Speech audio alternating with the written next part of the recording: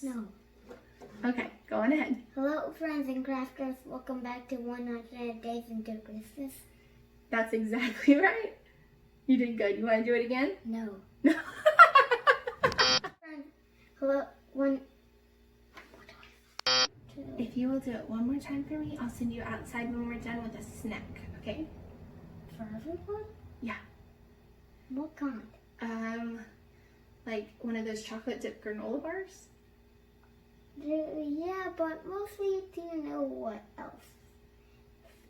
Just that. Orange juice? Or popcorn? Oh, I don't want to make popcorn. Yeah.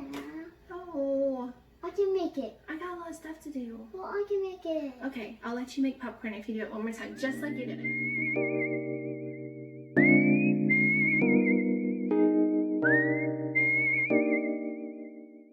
Hello, friends and crafters. Welcome back to 100 Days Until Christmas. Welcome back to 100 Days Till Christmas Crafts. Today we are making a no-sew rag doll. These things are so cute. They would make really cute little knick-knack gifts that your kids could put together for people, or you could set out a whole spread of stuff for the kids to do them on Thanksgiving Day or Christmas Day to curb some of that boredom while everybody else is getting ready for dinner.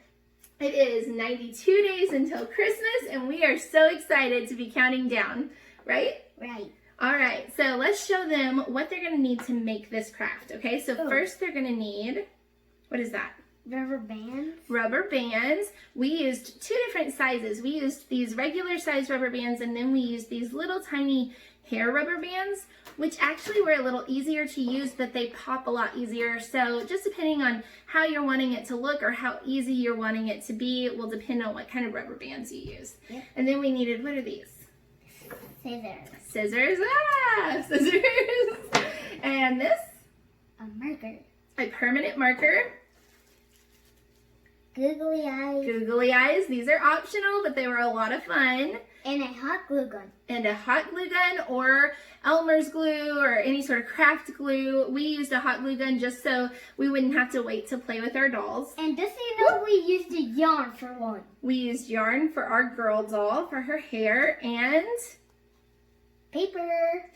Felt pieces, whatever felt you'd like. And for our girl, we used some scraps. And a ruler. Fabric and a ruler. Now this one is very forgiving because it has a very Mod Podge little look. I love this. So you're not really going to have to stay strictly on the measurements that I'm going to give you. You can let the kids just freehand whatever they want, and it's going to turn out so cute. This is reminiscent for me of some of my very first crafts that I did when I was little, just coming up with my own ideas in my brain and scraps that were laying around the house, and I absolutely love how cute these turned out. The kids love them too, and they're going to have a lot of fun playing with them. All right, let's show them how to make it. Yep. We chose to use felt for our dolls, but if all you have is scraps of fabric, that'll work fine too. We took two rectangles of different sizes, and I believe ours were 4.5 by 6 for the large and 4.5 by 3 for the small. You can make these really any size that you want, as long as you have two different sizes, a smaller for arms and a larger for the body. We took our larger piece of felt and rolled it up and then folded it in half and used a rubber band to secure it at the top. Then we took our smaller piece and rolled it up as well, placed it between the two sides of the larger piece. So here we have a body and the arms sticking out, and then we secured that with a rubber band. And we also took rubber bands and put them at the end of the arms to form a kind of little hand. And we took them and did this with the feet as well. So we have hands and feet on our doll.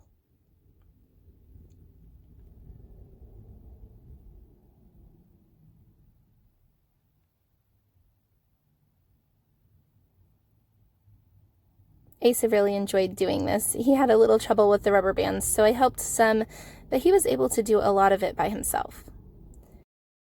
Asa wanted his doll to be a Ninja Turtle, so using orange, we cut some small strips of felt that we placed around the ankles and right near the hands of the arm. And then we took a small strip and tied it around the head. This became his mask. Ace is working on tying knots and bows, so this was good practice for him. And to secure those around the hands and the ankles, we just took a rubber band and rubber banded them together. Then we cut out some small ovals to put on the chest of the Ninja Turtle. And using the permanent marker, just drew some of those lines that you see on the Ninja Turtle's chest. We took some of our teeny tiny little googly eyes and glued them onto the mask. As you can see, he's already having a lot of fun playing with them. I didn't have any brown felt, so we took some of our camo felt and cut 2 more ovals that are going to go on the back of our dolls to make the shell. We glued those on, and there we go. Now to make a girl doll, we did basically the same thing, but I took some yarn, wrapped it around my hand, and then cut it to make one long length. Then using my larger piece, my body piece, I took that yarn and put it in the middle of the body and then secured the body together with another rubber band. So here I have yarn sticking out on both sides. This is going to be the hair. And just take another rubber band and rubber band that hair up into a ponytail. I formed the doll in the same way that I formed the boy doll, and then I took some scrap fabric and just made a little dress, cutting slits for the arms, and I glued the back of it together and then glued some little eyes on. And taking the permanent marker, I just wrote a face. You can be as creative as you want with this. I'd really love to see what kids come up with. Asa was so proud of his craft and had such a fine time, and we hope you do too. Happy crafting!